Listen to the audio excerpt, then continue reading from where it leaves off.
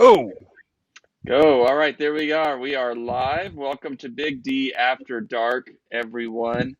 As we get going here, hopefully a few folks from Facebook will join us and YouTube and maybe even Twitch using a little bit different format today because I am on the road. So, hey, bear with us if there's a few little things that are a bit different than what we normally do. But right now, we are joined by a regular crew.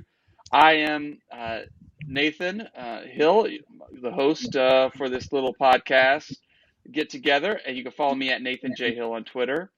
Over there on the top right is our buddy Jose at El Chico Carmona. Hello. And also with us is Ben at Bird Turgler. Say hey, Ben. hey, Ben. All right. Good. We hope folks join us as we get going here. And if you have a question in the chat, just to share it. Share your thoughts with us. We will include those and have those comments and questions shape our conversation tonight as we have quite a few topics to get to about FC Dallas, about all things FC Dallas universe related, FC Dallas news and notes, transfers. We might even touch upon the United States men's national team. We got a lot that we can get to, so we're just going to take it as it comes. We're grateful that you are joining us tonight. So let's start off right with the big news from this past weekend. FC Dallas goes up to Portland and loses in a 1-0 tough late loss. After the game, Coach Luchi Gonzalez said that that Luchi felt like this was one of the better away performances for FC Dallas this season so far. I'm curious, Jose and then Ben, what your thoughts are about that. Was this a better away performance? Was this the best away performance that FC Dallas put together so far this season? No, because they still started Hara. I thought we learned that lesson already. I mean, Yeah. like the rest of the team, particularly Paxton Pomacall looked really good. But I mean, if you want to piss that away by sending in a USL striker, I mean, go right ahead. Yeah, I think it was one of the best performances, and I think that's why it hurts more. I mean, you know, some of us got our hopes up there, and you know, it's tough to see that they played so well, at least in the first half, and it's just a sad shame that from all those chances they got zero goals. I mean, at the end of the day, everyone's gonna rag on Brazan and him getting beaten one-on-one to allow that goal. But I mean, in all honesty, Dallas should have already at least scored one goal themselves. We should have been lamenting that we escaped with a point as opposed to, hey, we left with a loss. Because let's face it, the defense, even with allowing that goal, still played the best they played on the road all season, and really just let down by the fact that the attack just can't score. Yeah. And they generated some opportunities, some really nice opportunities. I felt like the energy was improved overall for an away game, even for some of their home games. The energy and the fight and the push was there. Uh, were they unlucky, or did they get what they deserved? Well, I think you were just unlucky, really. I understand that our opponents think that luck had nothing to do with it, since I'm sure that they game planned it to try to get Brazon one-on-one, and it worked. It worked. I mean, they saw weakness, they targeted it, and they knew that sooner or later they'd be able to get a goal out of that. And so I'm sure they think, nope, it's the correct result. We're never in doubt. But in reality, Dallas needed to get a goal in the first half, and that would have opened up the game. And instead, that never happened. So of course, our opponents were able to basically just pick their spots. And really, I thought it's just a shame. It's a shame that they didn't get 3 points. They really deserved to at least walk out of there with at least a draw. They didn't do that, and now basically you just see the FCD fans are piling on the mystery. And in all honesty, yes, I understand we're having a bad season, but I'm not sold on this is going to be a bad year. The Dallas has to find a way to escape this upcoming horrible road trip with some points. And if they do that, if they can just stay, if they can stay 9 points, within 9 points of the playoffs, they have a really good road stretch down the stretch that would facilitate them making a run to the playoffs. So they don't have to win. They just have to survive. And this would have been one of those points that we needed against a team that was beatable. And like I said, it just hurts because you could see that they were there to be beaten, or at least gotten a point, and none of that happened. 9 points. That. I hear you, but that seems pretty. That's some distance there. I mean, right now they're within that striking distance. Right now, they are within that distance. Sure. I'm just saying, look at the home schedule down the stretch, and Dallas ends with a lot of home games down the stretch. So they just have to make sure that the season doesn't fall apart, and that could very well happen in the next couple of games. I mean, a couple more losses, Lucci loses the team, and it doesn't matter how many home games you have. But if they can hover where they're at right now, within, like I said, below double-digit points, you got to stay, like I said, within 9 points of the playoffs. If you can get that towards the final home stretch, when they will have a lot of home games, I think they got 5 out of 7 of their last 7 matches are at home. That just screams run. So they don't have to. They don't have to miss it. So patience. Patience. So I think I'm seeing that the team is building and getting better. There's some flaws that we can't fix that Ben will be happy to tell you about. But you can see where Lucci has found several answers to some questions. And this match highlighted that Paxton looks to be an answer at left wing for as long as he can stay on the field. That has been a weakness for so many years since who left. And even though we would rather see Paxton play elsewhere, if he's your best player at that position, then that's how you're going to get him on the field. Then that's where you're going to play him this season, and hopefully that leads to him going to center at some point. But I think you find your answer at left wing. Now we got to find an answer at right wing. And we have an answer at the 9, except. Well, I know what the answer at right wing is, and it's not starting Hara at the 9. Point blank. Seventh start of the year, only 4 goals all year for the whole team. 4. I'm saying right now, there's now Paxton's plugging a hole, but now you got to plug another hole, and that's basically what Lucci's doing all year. You needed a right back. Now you got Justin Shea. We need to find someone to play left wing. Now we needed someone to replace Santos. It's coming along really slow, and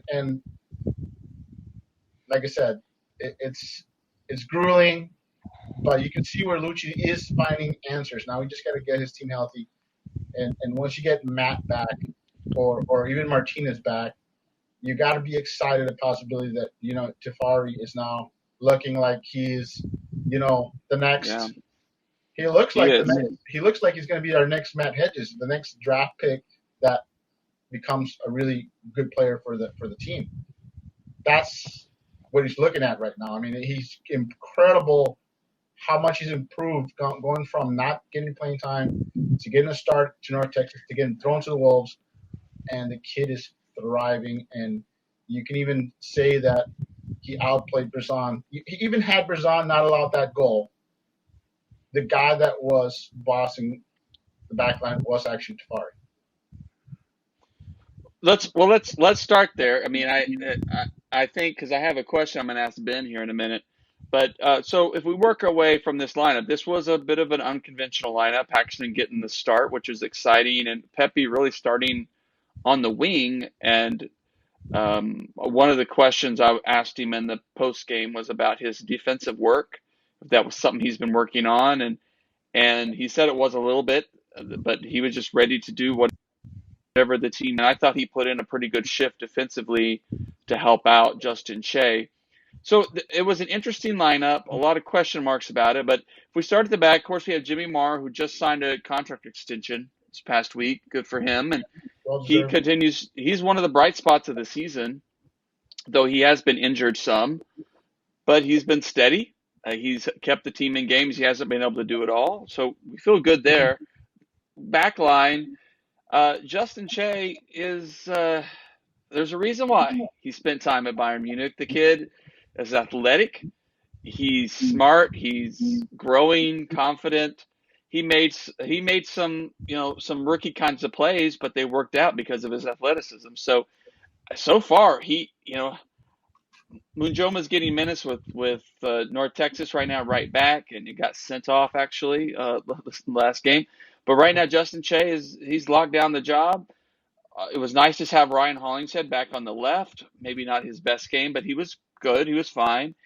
In the middle, He didn't give up any goals. that's right. He didn't do anything stupid. And then in the middle, I think you're right. I think Brisson has been a bit of a disappointment. And he has been for Dallas. He's been fine at times. He in the last season he really helped lock things down, but he's also prone to these gaffes one or two times a game that leaves the team in trouble. But he definitely brings fire, and he's a captain for the team. But Tafari has just grown with every game he's played, and so. If Hedges or Martinez come back, are you both of you in agreement that maybe Brisson is the one who sits? I mean, I don't know if that's what will happen, but I think the minute Martinez or Hedges gets healthy, Lucci brings out the 3-man back line again and gets us all worked up about it again. okay. Well, all right. The whole I got to get my best players out there, and it's. I mean, Or- I really don't have a problem with that necessarily, as long as Hara is not on the field. That to me is obviously the most important thing. Buy him out now. He is terrible and a drain on the rest of the team. Yeah. You've got O'Brien that can play. He sucks, but he's fast, which is not just suck across the board. So, You've got to be clear, Sealy that can play. You've got Tomasi that can play. They all have something that Hara does not have, and that's speed. They have something that defenses have to account for. You don't have to account for jack shit with Hara. So the answer is you would still take O'Brien over Hara any day of the week. Absolutely. Okay. Without a doubt. Without a doubt. I think most people would. Because I'm just saying that's why Pepe was on the wing, not because of Hara, but because of O'Brien. Pepe's on the bench because of Hara. He's on the wing because of O'Brien. Yeah, Right. no. I get that, and I think that was a horrible, horrible mistake. Bad decision, coach. Well, and I know Lucci wants to rotate these guys, so with the game on Wednesday and then a game Saturday, it's going to be interesting. Well, okay. Well, let's shift to the midfield, because I think this is the part, Ben, where I have my question for you. Because Okay. with Quinone and Edwin Cirillo starting, maybe we loop Jesus in as sort of that attacking midfielder option, but we can quibble about that. Did this team in the midfield miss Acosta, Ben? No, not at all. Not at all. I mean, they were defensively solid for most of the game. Set piece service was better. No, they didn't miss him at all. I mean, that one play at the end of the game where Bobasi scored, honestly, good play. He made a good play. Bresson didn't have the horrible screw up last game. That's just a good play. Maybe he could have done a little bit better at it, but it wasn't an egregious mistake like he made the last few games. They got caught up field a little bit, and again, this would be, a thing where, I remember bitching during the course of the game why Lucci still had Hara in there and Quignon sitting on a yellow card. Should have made swaps earlier. Again, bad decision, coach. Stop. I do agree that I have a problem with Lucci waiting till very late in the match to make some substitutions. I mean, you could argue that you could have probably taken Paxton off earlier. As great as Paxton looked, it was clear that he was limping there at the end of the half. And let's face it, you don't want to overuse him. At the same time, I think my one takeaway from Paxton playing is that once he came off the field, the team seemed to lose all fight. They looked really great while he was on the field. And the minute he came off, it was like all bite was gone from the team. I mean, it was just you look good, and then next thing you know, Paxton's not on the field, and that was that. Yeah. Honestly, that was my opinion. Is he was the best guy on the field for Dallas, and we need to get him to be a 90-minute player because I mean, he's a difference maker.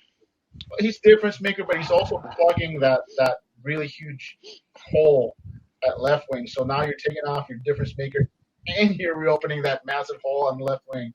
So yeah, he's not healthy though. I'm with you. People are saying how come he's not playing. He's not 100%. He's not, and Lucci's basically trying to get him as many minutes as he can. Well, I'm going to say one thing. I'm going to add one thing that I know Ben will not agree with, but I'm okay with Hara playing on the road because this team has collapsed on the road. They started a young team, and the young team has folded, and Hara is there simply to basically provide leadership and basically show fight. Look at the other games. How many games that were over by halftime? It's young kids. Once things start rolling south, they can collapse really fast. And there were two of them. There was the LA Galaxy game where he did not start, and there's the Colorado Rapids game where he did start. And if he had scored in the Colorado Rapids game, it still would have been a game at halftime. But he pissed away those opportunities too. Scored in any game. Okay, let's make that clear. But anyway, I think you got to play him though. On the road, you want your veterans, and If I see him more than 30 minutes this week, I'm quitting. I'm done with it. Like, how much longer until we learn how utterly defective he is and how big a drain he is onto the rest of his team? This leadership you talk about, I don't see it. I see a guy that flops around, doesn't hold the ball up well. He hustles. That's why Lucci's playing it. He's looking for leadership. I'm not saying I see it. I'm just saying you play with more experienced guys on the road, and you don't want to start all the kids. Although we would love for them to play the kids more. But let's face it, playing the kids more also doesn't mean you're going to win either. Some people are saying, "Oh, well, we're already losing, so I might as well play the kids." No. If you play the kids entirely, then you're saying we're tanking the season. And I'm sorry. I'm sorry. We can't go that I way. hear you, but when you start Edwin Cirillo and the kid, you're not at one point thinking like, where's Acosta? He just does his job. We got more spark in this match from our younger players than we did some of our veterans, and I think that's the challenge. Let's not pretend like Edwin Cirillo was a like-for-like replacement. Of course not. Edwin Sure. Cirillo was paired with Quignon, with our other number 6 back there. There was a dual number 6, and he was basically the training wheels for Cirillo to make sure that he didn't, fold back there. And I think Lucci's basically trying to gain confidence from these kids. He got it from Tafari. Tafari, like I said, now Tafari looks very confident out there. Justin Shea looks very confident out there. He gave Nelson a run. That didn't pan out, so Hollingshead's back to left. Now you got Paxton out there. You get Cerrillo. Now, if those guys give you a couple of games like this, not just a one-off, they could come back next game and both play like crap, and then we're back to square one. But if Cerrillo comes out next game and plays good, then maybe he has him to be the single number 6 back there, which would be great. And I think that's what Lucci's doing, is he's giving these kids a chance to show that they deserve to be out there without somebody watching their back. Paxton has to show that he can go the full 90 minutes. Cerrillo has to show that he can be the lone defender, defensive midfielder. He's not there yet. I mean, I don't know why. I'm just telling you, if you see how Lucci's operating, you can see a continuing to put the young players out there, give them a little bit of minutes, and then slowly give them more minutes, and eventually give them the start. And then how they do with that start, then they earn another start. So Hara didn't score this week. I think you get Ben gets to be happy. I don't think Hara starts this week. I think Pepe starts in the middle. Hara sits, and then if Hara comes off the bench and scores again, then guess what? He gets to start. That's basically the way it's going to work. Hara's got to show that he can score, and he gets to start. Well, I'm with Ben that I'm just ready for anything but Hara, and I think he gets in the way. I don't think he has. I don't think he has good. We're all ready for that. That's not going to happen. I'm just. The truth is, if Hara doesn't get sold this transfer window, and it's probably not going to happen, we're stuck with him. And Lucci's stuck with him, and Lucci has to figure out a way to use him. Our buddy Tommy is joining us. Thanks, Tommy. Good to see you tonight. Tommy writes that the biggest problem I've seen, and again this past game, defensive marking. Blame Tafari and Che for leaving Bresson alone to go for a ball they didn't win. No way anyone can say Lucci has no hand in this now. Yeah, I mean, the goal did start from a turnover with Tafari, I think, went forward to win the ball and whiffed, and Portland pounced on that in the numbers, and Bresson was there, but wasn't able to get over enough to stop the shot. So it was, some defensive miscues. Yeah. He's not fast enough. And, that's just it, though, is if you have Matt Hedges, then that's Matt Hedges that's back there, not Bresson. That's Martinez that's back there, not Bresson. It's Bresson that's doing the crazy stuff like that. And, why do you – that had to come from Lucci. Lucci probably gave them instructions. They had the green light to go forward and be aggressive. But do you really want your slowest guy back by himself? I mean – let's start. Ben, I want to hear from you on this, and just picking up from where Tommy left us there. Is our head coach Luchi Gonzalez on the hot seat? Is FC Dallas heading for a coaching change if the results do not improve? What do you think, Ben? What's the sense? I mean, we've seen a few coaching changes around the league already. Chris Armas for Toronto, the most with just some poor results. Lucci hasn't been that great either, but yet there doesn't seem to be the sense. Atlanta just fired. And Atlanta with a lot of drama there, but it doesn't seem like the pressure is on Dan Hunt and company to make a change yet. Well, so let's compare the other two big coaching changes to the Dallas situation. Toronto, Atlanta, of course, they both have very high standards. They both had coaches that there were rumblings about. Both of their teams' star striker got into it with a coach and ended up training separately. And I would love Lucci Gonzalez to do that to Franco Jara, to where he just trains separate from the team for the rest of the year. Lucci, if you're listening, piss Franco off. Treat him like dog shit, and let him go pout. That would be the best thing for your team right now, and I'm not even close to kidding. And All the right. counterpoint to that is that both those strikers that went to work out by themselves got their managers fired. So Yeah, I sorry. don't know. I don't know that Frank O'Hara has the same weight. I mean, he might. Yeah. I mean, the Hunts do love him, and they did pay him a lot of money. So, I mean, I don't think anybody has a problem with testing that theory out right now. My Is the take, thing. my take is that there is no such thing as a hot seat in Frisco. The Hunts, they're selling players and they're making money. And Lucci, for all his flaws, is raising the value of Paxton and Cerrillo and Tafari and Che. Oh man.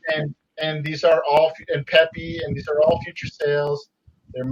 He's making the Hunts very happy, and they don't want any controversy. So this is Lucci's last year in contract, so they'll be more than happy to just let it run out, and then we decided to mutually part, friends, shake hands.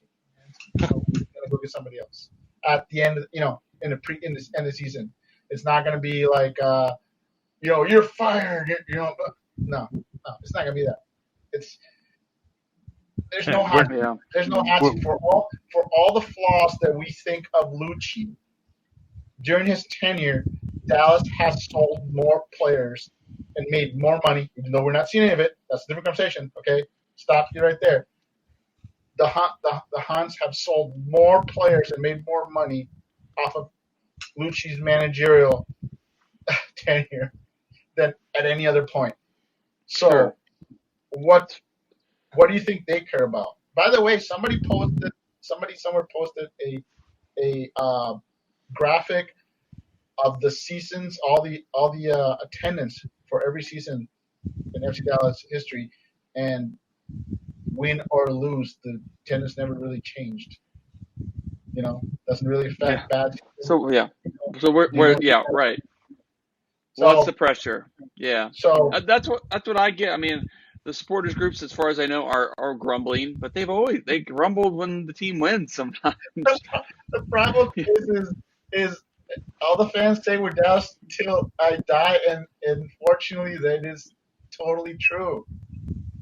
And the Hunts I mean, know I think Lucci does have to the fact that he's missing two of his best defenders, which is hard. It's hard for any team to overcome. three of his best defenders. He's missing Martinez, he's missing Hedges, and he's missing Santos, who was sold out from underneath him. Sure. Well, and definitely missing what Cannon and Reynolds brought to them. I mean, there's been a lot of turnover in this team. But on the other hand, we've seen this team. Let's not forget he's also missing Reynolds, who was also sold. So, I mean, these are not small pieces to replace. Reynolds has been, until Che came along, and has been tough to replace. Santos has been tough to replace. Well, Tommy says, Tommy chimes in here again with his great point about selling players certainly doesn't help. But what is Lucci ball? What is his plan? First, it was possession, then play the kids, and who knows what. Lucci has no identity as an impact on this team. But how can you play Lucci ball when you keep selling his players away? I mean, let's face it. The players that were falling out are gone. Cobra. Everyone hated Cobra. Oh, he's a bust. And then all of a sudden, Cobra starts scoring, and he's gone. Just when he was, oh, hey, let's bring it, Hara, and we don't need Cobra. Wrong. And I'm sorry, Santos. I don't know. I think some people didn't like him, but I don't see why. He was a beast. He was good. He was fine. Yeah. Gone. And mind you, those two guys were sold in their 30s, which you're supposed to not be able to do. But I'm just saying, every time Lucci fills a hole, the Hunt's yanked another hole somewhere else. So Lucci's trying to plug holes in a dam, and more water spilling out elsewhere because, like I said, I'm not convinced that Justin Che isn't going to be sold. Well, I would say my other counter thing too is I think unless Vargas and O'Brien are just busts, or Shun is just a bust, but there's Lucci's also had this problem of getting. True, and there's another guy that should be playing instead of Hara. So getting them to click in the system. Time out on the bus. Of those three, only one's a bust, and that's O'Brien, who's being paid to be a starter. Vargas was brought in as a project. He's getting paid like, I don't know, $200K maybe, less than that. He's a project. He just happened to look really great in preseason and got us all fired up.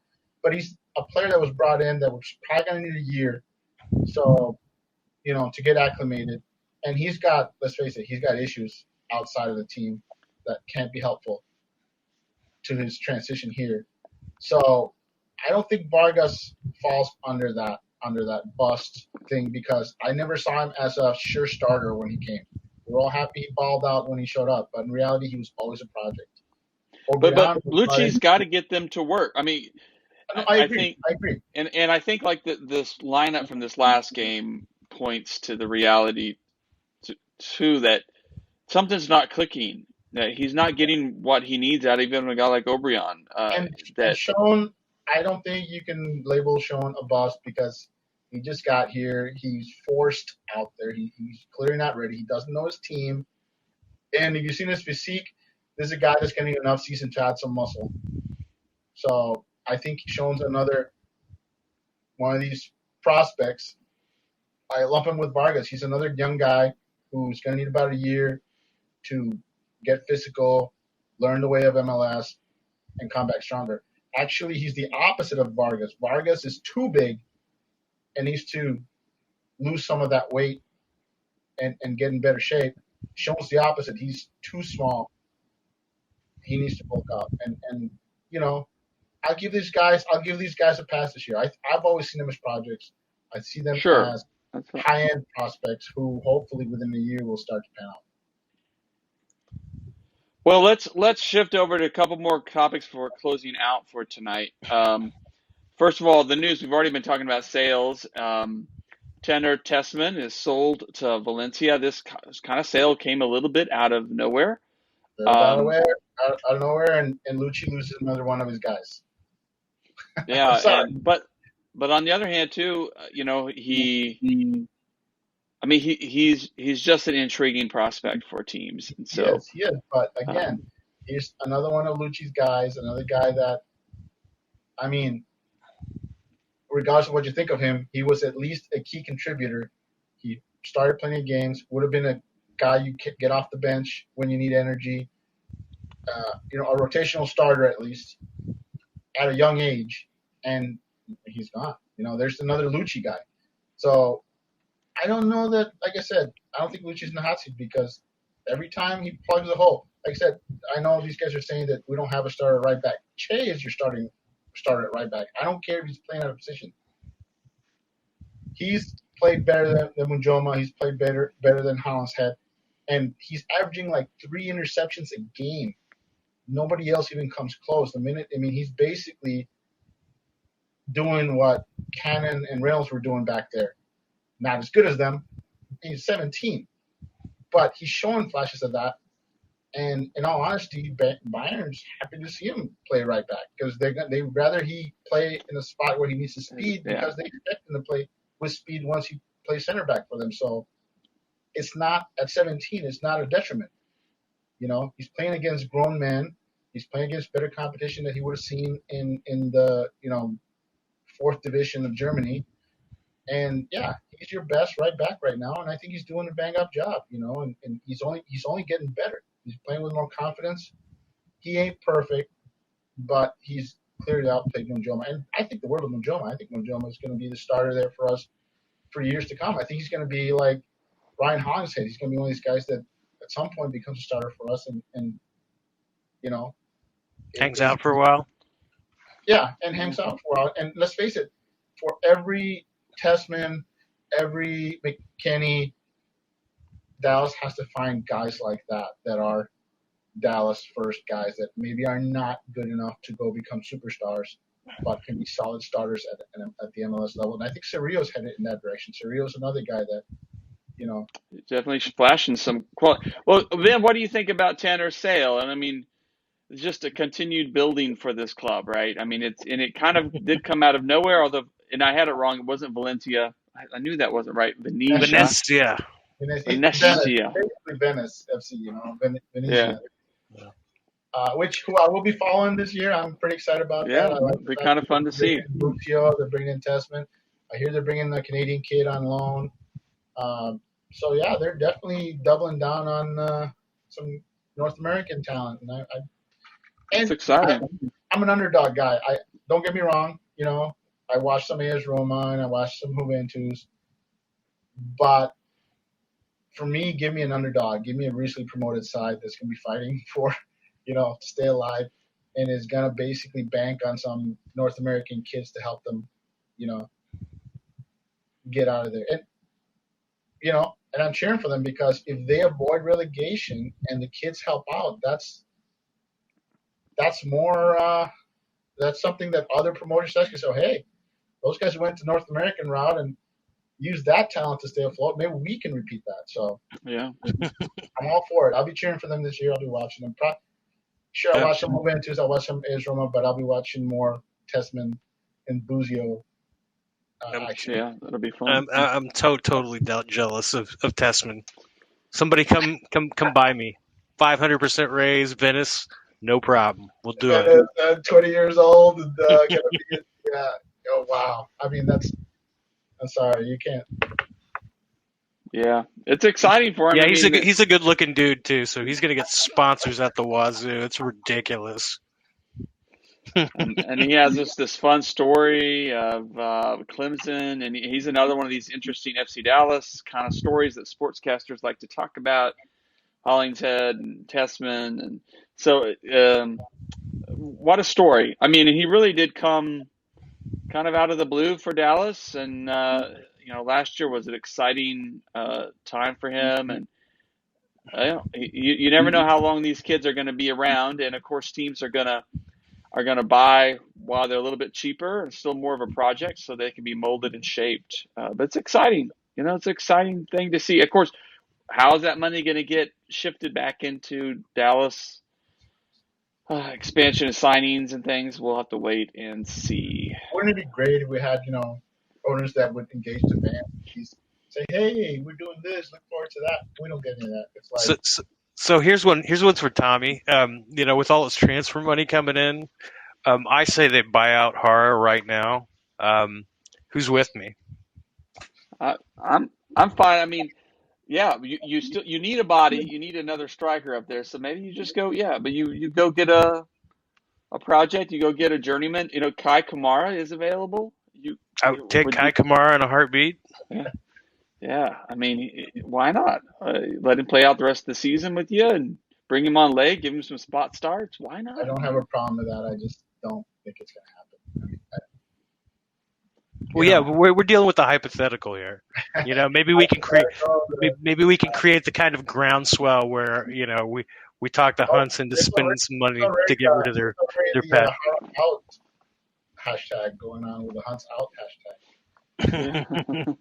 It should be Hunts or Hara out. One of you's got to go. And then maybe the Hunts will be like, well, we're not going, so let's get rid of Hara. Yeah, maybe you know, Hara, find a front office staff position for Hara.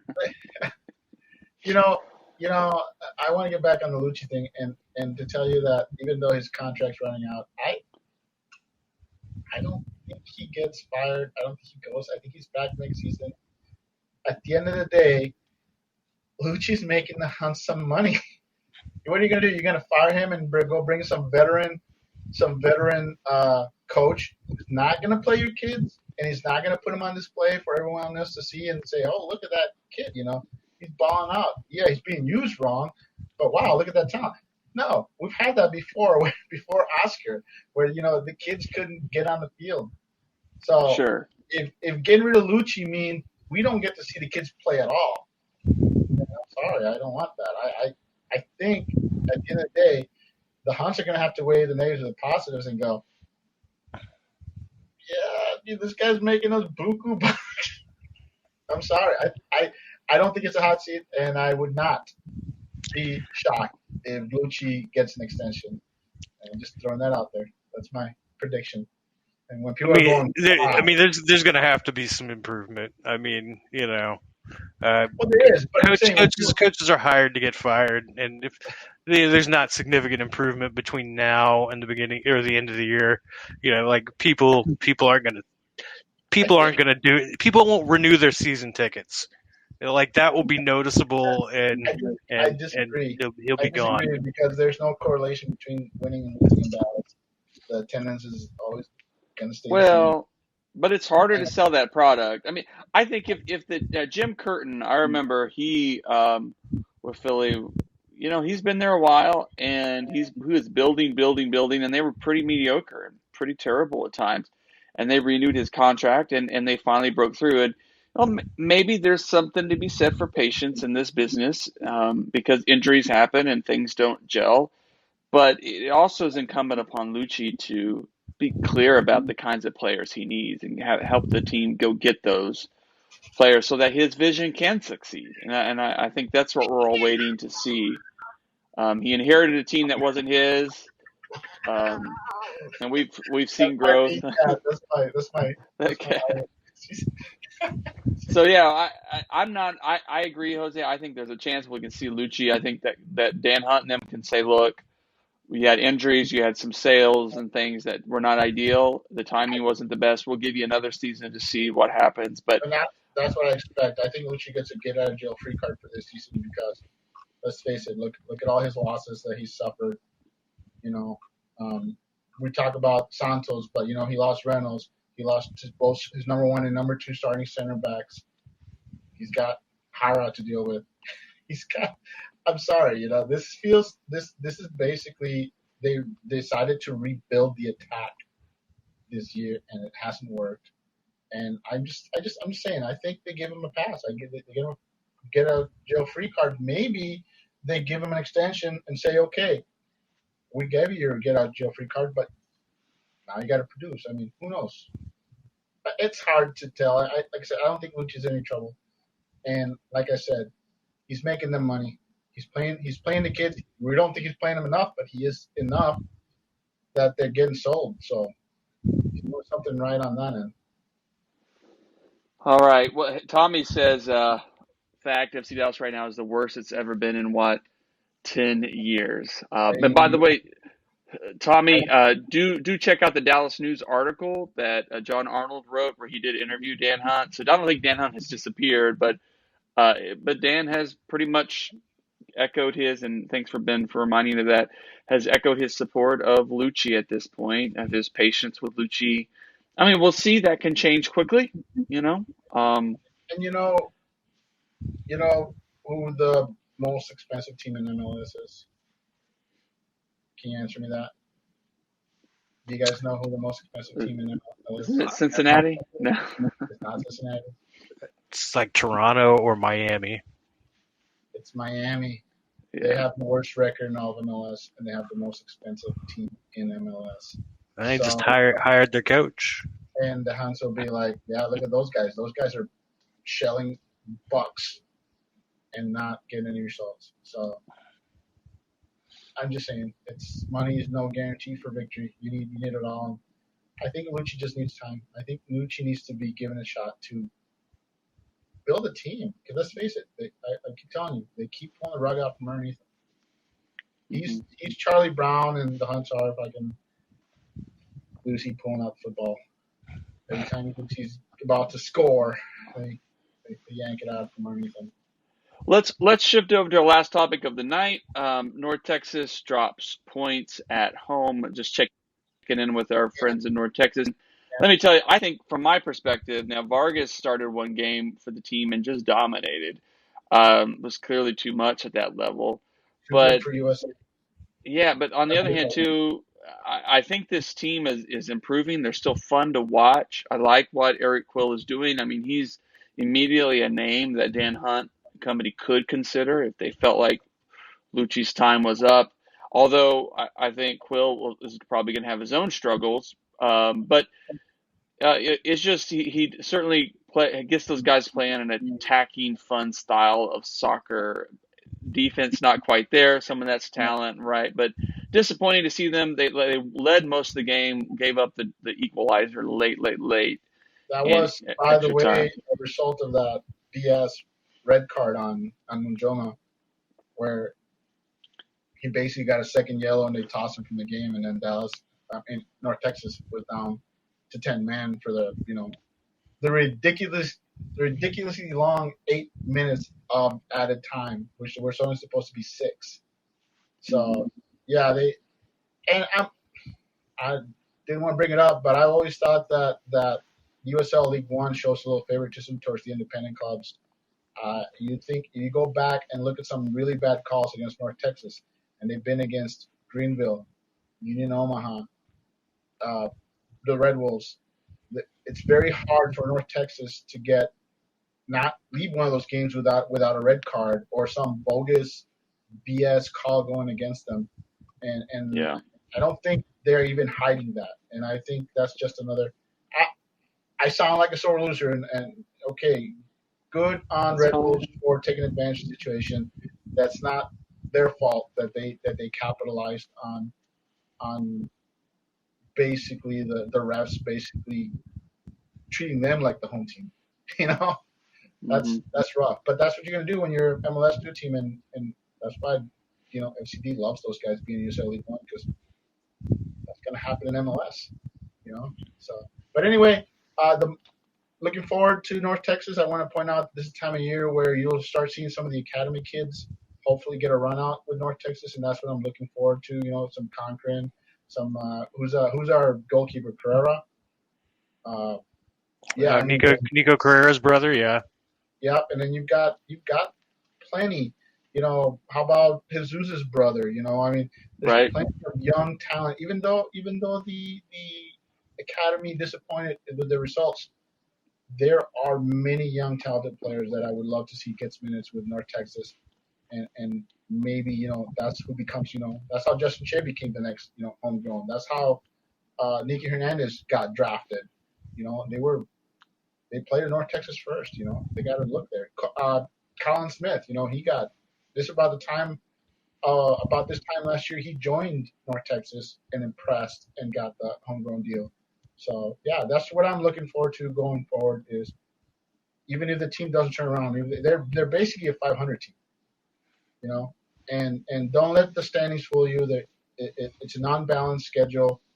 There's like 3 or 4 teams ahead of them that have played like 3 or 4 more matches than them, so they'll even out. They'll have a shot at the playoffs. They're like one of 3 or 4 teams that will be battling for those last 2 playoff spots down the stretch.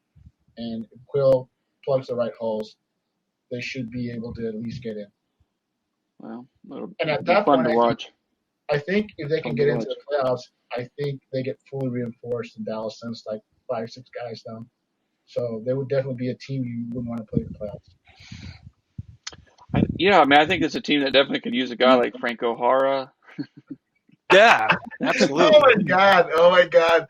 I think Ben would just watch that just to laugh at him. Really?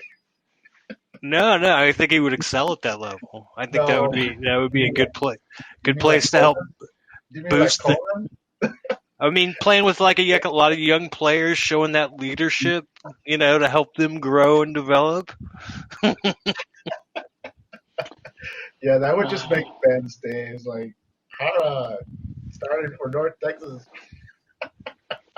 Well, friends, let's leave it there. But thank everybody for joining us. Thanks, Tommy, for all the comments and questions. Thank you, Ben and Jose. We have Colorado on Wednesday night. FC Dallas travels to Colorado to play. Always a tough away match. And then at home at LA home featuring LA playing against LA Galaxy. I don't know if Chicharito is going to be back in action. We'll see about that.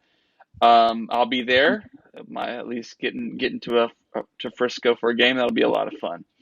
Hopefully FC Dallas needs a big week this week. They really need to get some results and get something going. They're running out of time. True. Ben, Jose, thank you so much. We will see you all hopefully next week. All right. All right. Peace out.